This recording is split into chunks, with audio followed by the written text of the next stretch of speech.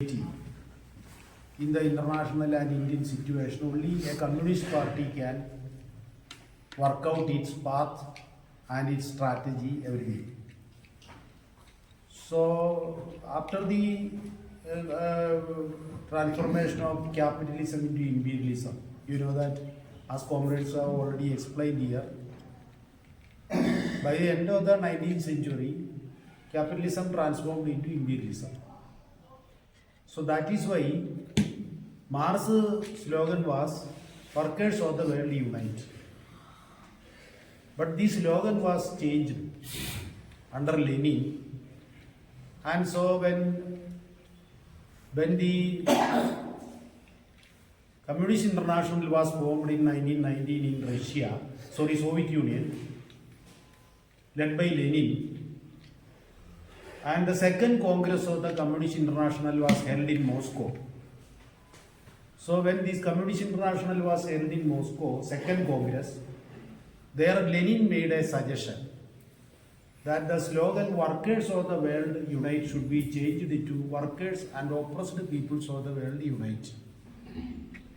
Because in imperialist countries, in Europe and America, Japan, and other countries which are already become imperialist, there the main contradiction is the contradiction between capital and labor. One, capital means the whole class united with the capital, and the whole class, that mainly working class. The society is polarized into the capitalist class. Many of the world people are living in oppressed countries, Afro-Asian language.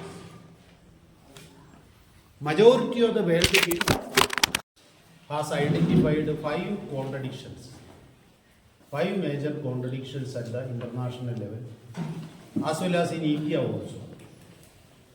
First contradiction identified by us, our party's program, is imperialism. The contradiction between imperialism and world people.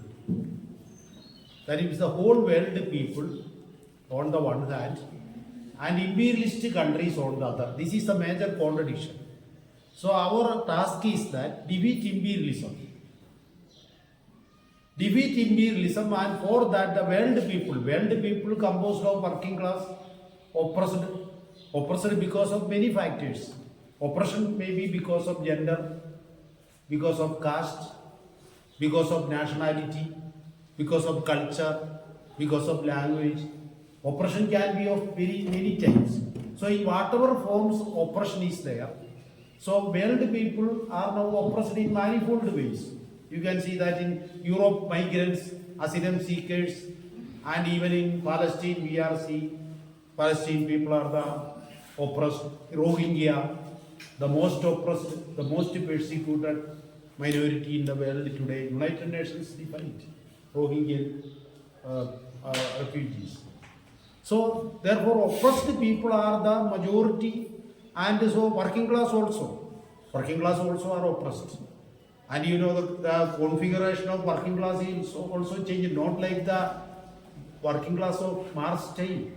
Today working class, 96% of the Indian working class are unorganized, informal, unorganized. They cannot be even considered as working class in the classical sense. 96, they are street vendors and also many type of, even many works. So these are not at all considered as official, formal. So I am not going into those details. So the globally, internationally, the most important contradiction, the principal contradiction, that is our program. Principal contradiction is contradiction between imperialism and world people. This is the principal contradiction. And there are many other contradictions. Contradiction between capital and labor. On the one hand, capital, and on the other hand, labor. Capital and nature. As I yesterday said, capital and nature, that is also a major contradiction. Then contradiction among imperialist powers. That is also a major contradiction, because World War Why world war is taking place?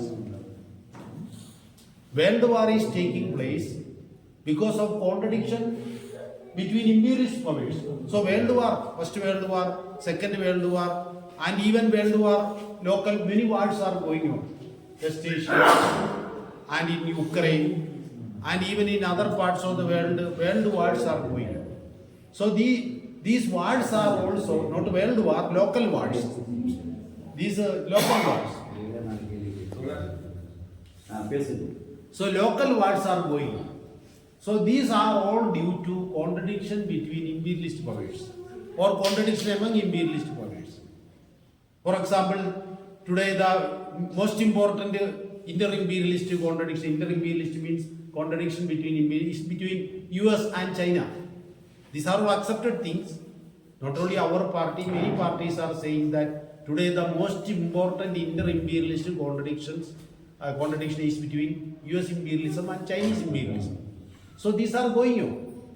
Similarly, there are contradiction. I said that among imperialist powers. So some similar many contradictions are 5 major contradictions are which I have mentioned. One. That is the main thing that we have to understand. Our country. So we are saying that India is a country which is still oppressed by imperialism. That oppression is not in the same way as the colonial period. We know that colonialism is not in the old way. It is a new form. That is neo-colonialism. So in this new form, India still, because that imperialism means Indian ruling classes are also part of that. When we say that the main contradiction, the principal contradiction in India is the contradiction between imperialism and Indian people, the meaning is that this imperialism and the whole Indian ruling classes, Adani, Ambani, like corporates, similarly corporate landlords, big bourgeois sections. So all these are part of the imperialistic camp. So on the one hand, this section, ruling section, which is we call the imperialist alliance, and the Indian people on the other hand. This is the major contradiction, the principal contradiction that we understand. Why we understand so? Because our revolution, when we plan our revolution, when we plan our transformation of the Indian society, we are targeting. Our main enemy is internationally. That means our externally, our main enemy is fight against international capital. And the forces who are with it, like Ambani, Adani, junior partners, and the big corporate landlords, because now instead of earlier feudal landlords, now the new landlords are corporate landlords. They are directly joining with international capital. Their relation is with the imperialism. So therefore, these corporate, even in agriculture, when the farm laws came, when 3 farm laws yesterday we explained, draconian farm laws. So these 3 farm laws are for the benefit of new sections of corporate agriculture, agribusiness. This new agricultural corporate agribusiness class which are developing in India. For example, onion price. When harvesting, I'm just example. During the harvesting season, 1 kilo of onion will be less than 1 rupee in Maharashtra. 1 kilo of onion will be available for 1 rupee in Maharashtra during harvesting season. Nobody wants, because when ordinary peasants are this harvesting onion, because this is seasonal onion. So at that particular season, even nobody wants onion. Yes. So when the onion road side, if you go through road Maharashtra, you will see trucks and truck loads of onions are being pulled and crowded put together in the road side. We are seeing when that season, and peasants are committing suicide because they will not get any price. What Ambani will do? Ambani has in Nasik. I am just making an example for understanding. In Nasik, Adani has a godown. Adani will collect all these onions in his godown. So Ambani, not Adani. Adani also. So Ambani is collecting all these. Adani means Mukesh, I mean, this India's, even Adani, Ambani is the biggest billionaire than Adani. Adani is second. But one time Adani became first, but Ambani is the consistent one. So this Ambani, Mukesh Ambani, so Mukesh Ambani is a go down in Nasik, is collecting all these onions. It is cold store, modern facility, cold storage. So it will be stored there. Then off season, when this harvesting season is over, Adani will take this onion out. Ambani will take this onion out. What will happen? 1 kilo of onion sometimes reaches up to 100 rupees. You may see that in the market. In off season, 1 kilo of onion will be more than 100 rupees. During harvesting season, it will not have 1 rupee per kilo. So Ambani stores all these godown in his godown, and after that, what he will do? Ambani has nationwide stores. In Tamil Nadu also, Adani has stores. You know, Adani also doing. Ambani, Adani, they have. This is only an example. Adani is also same. So Ambani, Adani, like corporate agri-business companies, they are having big godowns throughout the country. And stores, Ambani, their open stores, wholesale stores are there. So through these stores, they are selling these onions so that the price will be 100 rupees per kilo. People will be purchasing, we are also purchasing.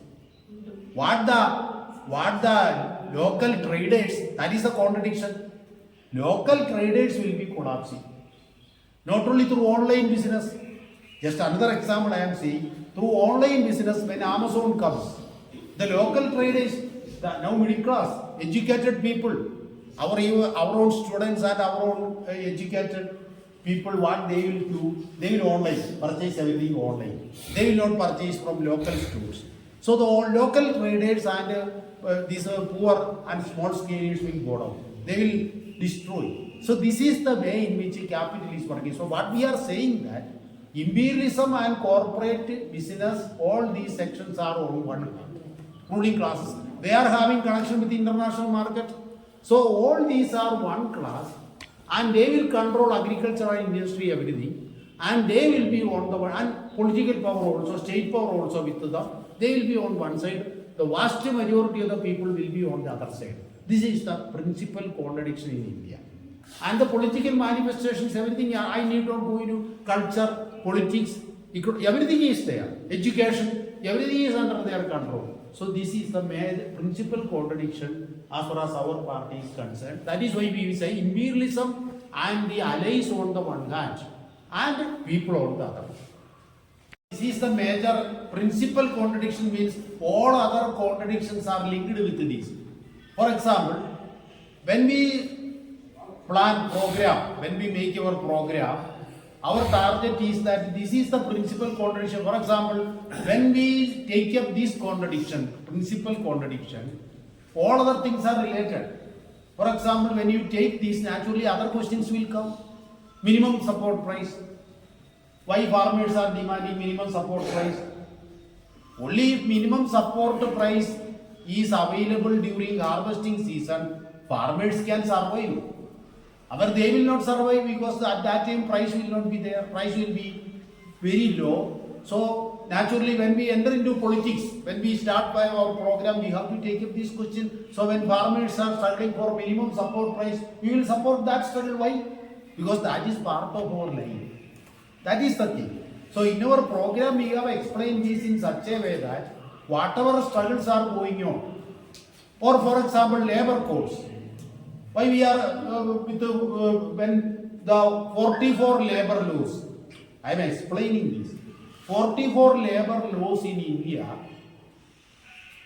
were there. Working class has gained many democratic rights. 8 hours work, minimum wage, many democratic rights were there in the constitution. Now no such rights are there. All are taken away. Instead of 44 labor laws from the British period onward, from the colonial period onward, we had 44 labor laws for the workers of India. Now only 4 codes All these 44 labor laws were taken away. Instead, everything has been put in 4 labor codes. And these 4 labor codes are in favor of corporate capital. This is the problem. So naturally, when we take up this is connected with this major contradiction. And there is other contradictions are there. Contradiction between capital and labor. All these things, you know all these things. On the one side, capital, on the other side, workers. So these are inherent other contradictions. And when capital will be seen, today also it is explained. Capital is not like earlier thing. Today capital means 95 or 90% of the capital is now speculation. It is not entering into production. The big corporates who are not at all interested in productive activity, employment is going down. When Modi claims that India is developing, when the international agencies are saying that India is developing, who are developing? The working class is losing employment. No employment is created. No production is increasing. Production is going down. Employment is going down. Yeah, I am speaking relatively. But what is flourishing? The speculative sphere, the money spending financial sphere is growing. So that is why some economists have defined. Today, production is like a bubble in a whirlpool of speculation. You know whirlpool? So in a whirlpool of speculation, production is just like a bubble in a whirlpool of speculation. That is the economic situation today. So we must see that who are controlling the country? Those who are controlling finance. Producers are collapsing. So this is the domination of capital. So this is also a major problem that we have to examine. So we have to understand the manifestations of this in the society. And the profit is going to the people, the section who are not entering into production. Profit is going to the speculative section. There are many channels in society by which this profit can be accumulated by them without entering into production. So working class will be devastated and the corporates will be flourishing. They will be developing, they will be flattening. So all these questions are there. So when we analyze the contradiction between capital and nature, because when capital is entering, capital expansion is taking place, nature is collapsing. Every natural calamity, every natural disaster, and every environmental problem you examine in detail, you will see that on the other side there will be corporate plunder. Corporate loot will be there. Everywhere. So this is why we say that one of the major contradiction between capital and labor. Capital and nature. So in that way, all these contradictions in our program, 5 contradictions are there. Contradiction between imperialism and Indian people, contradiction between capital and nature, contradiction between capital and labor, contradiction among the ruling classes. So many contradictions are there. So we have to analyze all these things in the proper perspective and a program should be put forward. This is the understanding of contradiction. So when the party program you read, all these things you have to understand and comrades have to discuss in detail. Comrades have to examine in detail because when we explain all these things, this theoretical understanding is also part of our practical application. That is why we are explaining this. Explanation. But one thing, every development, I am concluding, every development in society will be intensifying these contradictions. For example, when we were discussing Dr. Mughal, she was telling that you are not emphasizing the importance of education, technology, etc. in your paper studies. That is very important. Suppose you take the case of artificial intelligence. Now, artificial intelligence is one of the fast expanding, flourishing technological field. Compared with the previous technologies, compared with any previous technological development, today 21st century is witnessing certain new developments in technology, of course digitization, and now this artificial intelligence, especially generative generative AI, that means the artificial itself, it itself can, without a human, once you unleash it, this artificial intelligence itself can flourish itself without human intervention again. So this type of technological development is there. So we must see that what is the outcome. What is the immediate outcome? For example, white collar jobs. Now, if this artificial intelligence is going for a few years, like this, what will happen? Almost 60%, 63, 65% of the existing white collar jobs will be wiped away. I am not joking. I am telling the real fact. If the artificial intelligence is developing as it is going on today, then 69% of the, 65, 2/3 of the existing white collar jobs, not I am saying, not about the manual work, the white collar jobs, office work type, that will be over by almost within 5 years. That is going to happen. What is the manifestation? White collar jobs in this case. Yes, I understand. So, comrades, what will happen? There is little need for judiciary. Manohar knows something. In judiciary, artificial intelligence will give judgment. Judgment can be written by artificial intelligence. The AI, you ask the AI, the judge will give certain points. The artificial intelligence will give you a judgment. Party program, you give the machine some points, he will give you a program. So little work is novel. Novel can be written, poem can be written. So all this work will be done. And white collar jobs means office work. The present work which is done by 1,000 clerk can be done by a machine within minutes.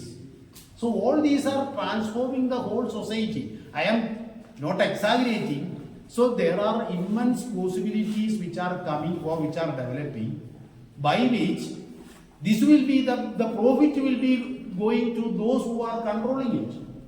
Those who are controlling this artificial intelligence, Google, Microsoft, they will benefit. Now we are saying that this will be outsourced or this will be open sourcing like a digital sphere. Many theories are there. Those who are controlling these will not be there. There will be open software, etc. But actually what is going to happen, who are controlling the capital, who are controlling the chains, ultimately will be holding the power. And therefore, the working class and the oppressed will be facing many serious challenges because of the technological advancements. So this technological advancement is contributing to corporate profit, not to the happiness of the or welfare of the or for the improving the living standards of the common people. So these questions are connected with the existing contradiction. How the social situation is, how the class division is there. So in this class division, whatever technological development, whatever scientific revolution is there, people will not be gaining and the burden will be on the people and the gain will be with the corporates. So this should be understood in that. So when we are making a program means or anything, that is not a static one. Everything is constantly changing. Society is continuously changing. So you cannot have an absolute that once and for all position. So the thing that we are now discussing, tomorrow the situation will be changing. So we have to as communists, as Marxists, we should understand that there is no constant or there is no concrete, that is, you cannot say that a permanent solution is not there. Things are constantly changing. So a communist party, it should have a perspective that accept change, accept the word change, everything is changing. So we have to understand things from that perspective. Otherwise we will be backward. We should not have a mechanical approach. We should have a dogmatic approach. We should be welcoming all changes in society and we should be capable. Communists should be capable to analyze, to approach, to understand the fast developing things in society. Otherwise we will be going backward. We will be irrelevant in society. What happened to communist movement is that they failed to analyze, they failed to understand, they failed to address the developments that are taking place. That is the advantage of capitalism. Took advantage, the working class, and their leadership went backward because they failed to make understanding the situation, changing situation. So our party, our CPM and Raksha, when we draft a program that is for that particular situation, you have to change it in course of time. So our party should take initiative, our star state committee should initiative to conduct classes not only at the state level. Comrades can conduct at the district level, and for each issue you can call experts, you can call those who are knowing many things, and so only then the party will do. Otherwise, intellectual sections will not come to the party. Students and other sections will go away from the party because you will be very boring. Communists will be very boring. You cannot discuss with them. They are always stereotyped, certain things which they have as if they are roots not changed. So that approach should not be there. We should be open and we should be ready to hear from all, and only in that way we can change the society from a people's perspective. That is what we want to say. Okay, comrades, salute.